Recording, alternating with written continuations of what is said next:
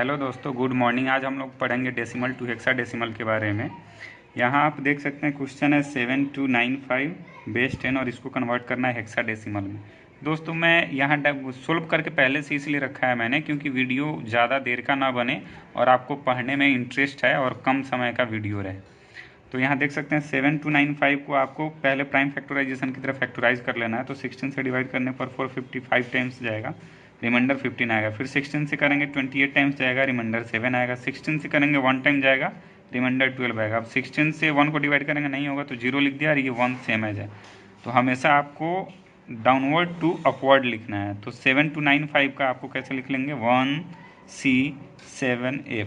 अब F क्यों लिखा है? क्योंकि आपको पता है हेक्साडेसिमल में 0 to 9 तो सेम रहता है, लेकिन 10 से लेकर 15 तक ABCD वाला सीरीज चलता है, A से लेकर F तक। तो 15 का मतलब F हो गया और 12 का मतलब C हो गया। तो 1C7F, 1C7F और बेस कितना है 16। उसी तरीके से अब इंटीग्रल पार्ट वाले क्या करते हैं, तो आप देख सकते हैं 1046 है 0.25 बेस 10 को हेक्साडेसिमल में कन्वर्ट करना है। तो 1046 ये वाला जो पार्ट है आपका इंटीग्रल पार्ट है। तो 16 से डिवाइड करेंगे तो 65 टाइम्स जाएगा, रिमाइंडर 6 आएगा। 16 से करेंगे 4 टाइम्स जाएगा, रिमाइंडर 1 आएगा। अब 16 से 4 को डिवाइड करेंगे नहीं होगा तो ये 0 टाइम्स, तो ये 4 सेम एज आ गया। तो अब 1046 को कैसे लिखेंगे 416।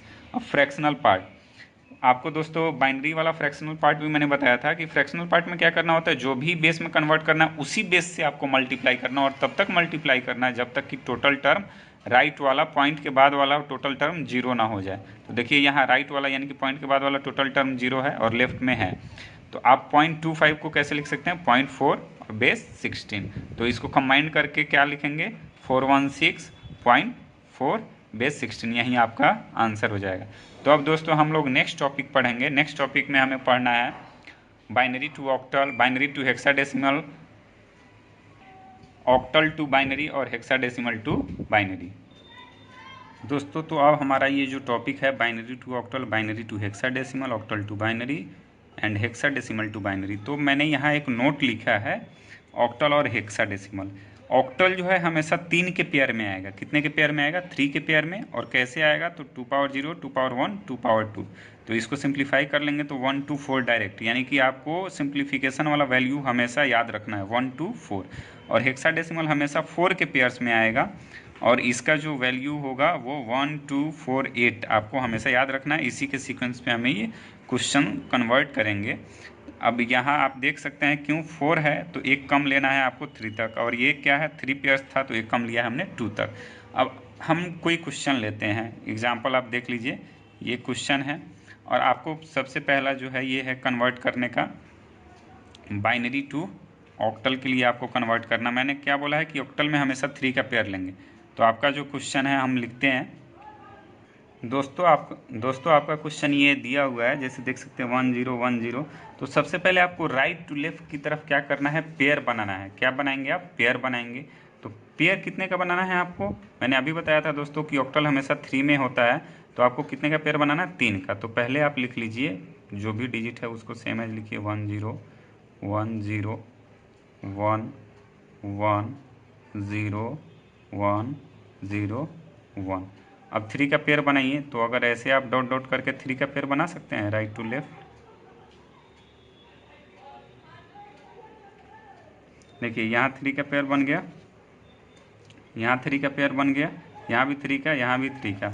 अब यहाँ एक ही बच गया तो इसके आगे आप 0 0 भी लिख सकते हैं तो कोई दिक्कत नहीं है। यहाँ बन गया। फिर से एक बार देख लीजिए दोस्तों, राइट टू लेफ्ट 3 का पेयर बनाना है। तो 1 2 3 का पेयर बन गया, 1 2 3 का पेयर बन गया, 1 2 3 का पेयर बन गया। और ये 1 था बचा हुआ, उसके पहले हम 2 0 लगा देंगे, कोई दिक्कत नहीं है। अब 1 2 4 यानी कि 3 मैंने बताया था 3 के पेयर में होता है तो उसके लिए वैल्यू लिखिए 1 2 4 1 2 4 1 2 4 1 2 4। अब देखिए जहाँ 0 है उसको कट कर देंगे, यानी कि वो अपने क्वेश्चन में उसका यूज़ नहीं होगा। और जहाँ 1 होगा उसी को हमको क्या करना है लिखना है। तो जो भी 0 वाला है उसको कट कर दीजिए। ये भी 0 है कट कर देंगे, इसको भी कट करेंगे, ये भी कट हो गया, ये दोनों भी कट हो गया। तो इससे कितना निकल कर आया 1, इससे कितना आया 2, इससे कितना आया 6, यानी 4 और प्लस कितना आ गया 2, 6 आ गया। और उसी तरीके से 4 और 1 कितना आ गया 5, यानी कि यहाँ से क्या आ गया 4 और 1 को ऐड किया तो 5 आया, यहाँ से 4 और 2 को ऐड किया तो 6 आया। तो अब इसका आंसर क्या हो जाएगा, हम कैसे लिख देंगे इसका आंसर 1 2 6 5 8, ये आपका आंसर हो जाएगा। अब इसी तरीके से अगर आपको नेक्स्ट क्वेश्चन करना है तो आप कर सकते हैं। आप अब अगर प्रैक्टिस करेंगे तो ये बिना कॉपी पे लिखे हुए भी हो सकता है। क्वेश्चन आपका मान लीजिए 1 0 1 1 0 1 1 0 1 1 1 है। अब सबका 3 का पेयर बना लीजिए। मान लीजिए यहाँ क्या है, ये बाइनरी से ऑक्टल में करना है। ऑक्टल आपको पता है, ऑक्टल में 8 का पेयर आपको हमेशा बनाना है, तो ये है। अब आप क्वेश्चन यहाँ लिख लीजिए 1 0 1 1 0 1 1 0 ट्रिपल 1। अब ये 3 का पेयर बन रहा है, राइट टू लेफ्ट चले जाइए। अब यहाँ देखिए 2 है तो यहाँ एक 0 और लगा लीजिए, कोई दिक्कत नहीं है। 1 2 4 1 2 4 1 2 4 1 2 4। मैंने पहले ही बोला है कि जो 0 होगा उसको यूज़ नहीं करना है अपने क्वेश्चन में, तो 0 वाला कैंसिल कैंसिल कैंसिल। यहाँ से 2 आया, 4 और 2 कितना हो गया, यानी 4 + 2 6। उसी तरीके से नेक्स्ट करेंगे, 4 + 2 कितना आ जाएगा 6, और ये कितना आ जाएगा 7। तो अपना आंसर कितना हो जाएगा 2 6 6 7 और बेस 8, ये आपका आंसर हो गया। तो ये तो ऑक्टल था। अब हम लोग देखेंगे हेक्साडेसिमल के लिए, बाइनरी टू हेक्साडेसिमल। दोस्तों बाइनरी टू हेक्साडेसिमल देखेंगे, ये आपका क्वेश्चन है बाइनरी का, ये क्वेश्चन है और आपको हेक्साडेसिमल में कन्वर्ट करना है। तो मैंने पहले ही बताया आपको कि हेक्साडेसिमल में 4 का पेयर क्रिएट करना है। 4 का पेयर क्रिएट कीजिए, राइट टू लेफ्ट, 4 4 4। और आपको सीक्वेंस मैंने बताया था, नोट जो मैंने लिखवाया था वो बहुत ही इंपॉर्टेंट है, उसको आपको माइंड में रखना है। तो आप कैसे लिखेंगे, यहाँ 1 2 4 8 1 2 4 8 1 2 4 और 8। मैंने पहले ही बोला है कि जो 0 जहाँ भी होगा वो अपने क्वेश्चन में यूज़ नहीं होगा, तो ये 0 ख़त्म हो जाएगा। अब सबको ऐड करना है, तो देखिए 8 और 4 12 और 1 कितना होता है 13 13, और हेक्साडेसिमल में 13 का मतलब डी होता है। उसी तरीके से 4 और 1 कितना होता है, ऐड करेंगे तो 4 + 1 कितना हो जाएगा 5। उसी तरीके से 8 और 4 + 1, तो ऐड कर लीजिए 8 + 4 + 1 कितना आ गया 13, और 13 का वैल्यू क्या होता है डी। तो आप कैसे लिखेंगे, आंसर क्या हो जाएगा डी 5 डी, ये आपका आंसर हो जाएगा।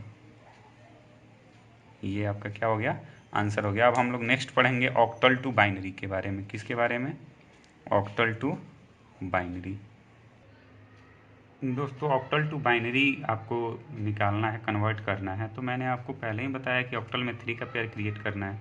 तो आप देखिए यहाँ क्वेश्चन है 6352, और बेस क्या ये ऑक्टल है, इसको बाइनरी में कन्वर्ट करना है। तो इसको सोल्व करते हैं कैसे, जैसे आपको 3 का पेयर बनाना है, जो वैल्यू मैंने लिखा है उसको लिखना है सेम एज, और जिन जिन वैल्यू को ऐड करने पे अगर आपका डिजिट आ रहा है उसके लिए 1 लिखेंगे, और जिनको ऐड नहीं करना, मतलब जो ऐड में पार्टिसिपेट नहीं कर रहे हैं उसके लिए 0 लिखना है। तो जैसे आपका पहला डिजिट है 6, तो 6 के लिए यहाँ बात करते हैं। 6 के लिए आप 3 का पेयर मैंने बताया था 1 2 4 वाला, तो 1 2 4 लिख दिया। अब 4 और 2 को ऐड करने पे क्या आ रहा है 6, तो इन दोनों के लिए 1 1 लिख देंगे। और 1 चूँकि ऐड करने पे पार्टिसिपेट नहीं हो रहा है इसमें, तो इसके लिए 0। उसी तरीके से 3 है, 3 किस किस को ऐड करने पे आएगा, तो 2 और 1 को, तो 2 और 1 के लिए 1 1 लिख देंगे, और 4 का वैल्यू यहाँ 0 पुट कर देंगे। उसी तरीके से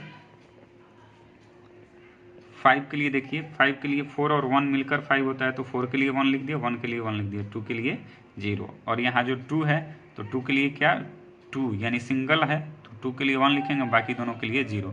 मेरे बोलने का मतलब ये है दोस्तों कि जो नंबर ऐड करने पे एग्जैक्ट वो नंबर दे रहा है उसके लिए 1 लिखेंगे, बाकी सब के लिए 0 लिखेंगे। जैसे आपने ऊपर देखा था 6 है, 6 दोनों को ऐड करने पे आ रहा है, 4 और 2 को ऐड करने पे आ रहा है, तो इन दोनों के लिए 1 1 लिखेंगे, बाकी के लिए 0।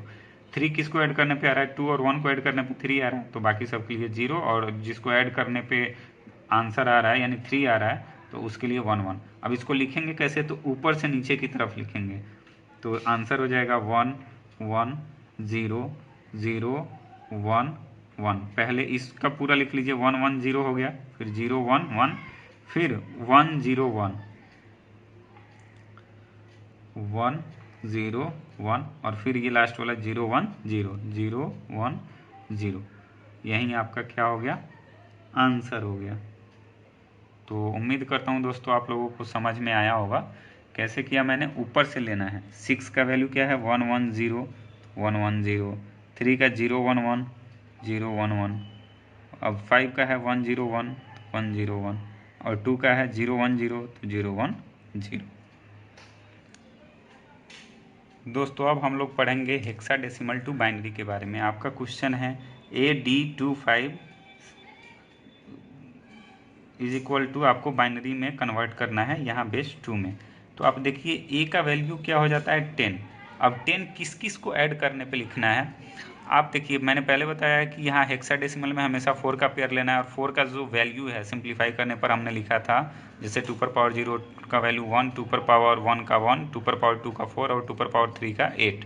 तो अब किन किन डिजिट को ऐड करने पे 10 आएगा, तो 8 और 2 को अगर ऐड करते हैं आप तो क्या आएगा 10 आएगा। तो इन दोनों के लिए आपको क्या लिखना है 1, और बाकी सब के लिए क्या लिख देना है 0 0।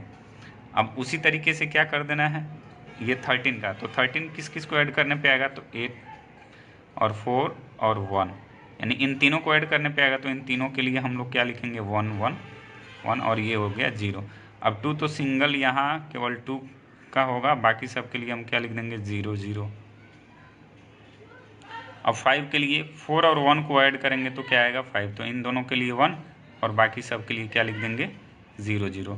तो दोस्तों हमने अभी जैसे ऑक्टल टू बाइनरी किया था वैसे ही हेक्साडेसिमल टू बाइनरी है, लेकिन ऑक्टल में 3 का पेयर था, इसमें कितने का पेयर है 4 का पेयर है। तो आप देख सकते हैं 10 कैसे है 8 और 2 को ऐड करने पे, तो जिसको ऐड करने पे आ रहा है 10 तो उनके लिए 1 लिखेंगे, बाकी सब के लिए 0 लिखेंगे। यहाँ 13 8 4 और 1 को ऐड करने पे आ रहा है, तो इन सब के लिए 1 लिख दिया, जिसको ऐड नहीं करना है तो उसके लिए 0 कर दिया।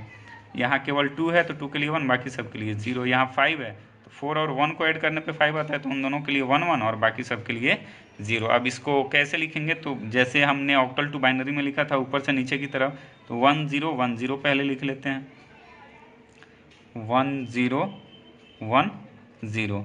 अब नेक्स्ट उसके बाद देखिए डी का कितना आएगा 1 1 0 1, तो 1 1 0 1। अब फिर देखिए कितना लिखेंगे 0 0 1 0, तो लिख दीजिए 0 0 1 0।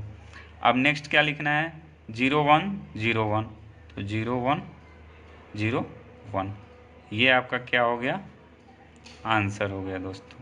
तो उम्मीद करता हूँ आप लोगों को ये क्वेश्चन समझ में आया होगा। अगर किसी को कोई प्रॉब्लम है तो आप हमें कमेंट में बता सकते हैं। अब दोस्तों एक क्वेश्चन देखते हैं, आपको बताना ये क्वेश्चन सही है या गलत है। तो आपका क्वेश्चन रहा 42638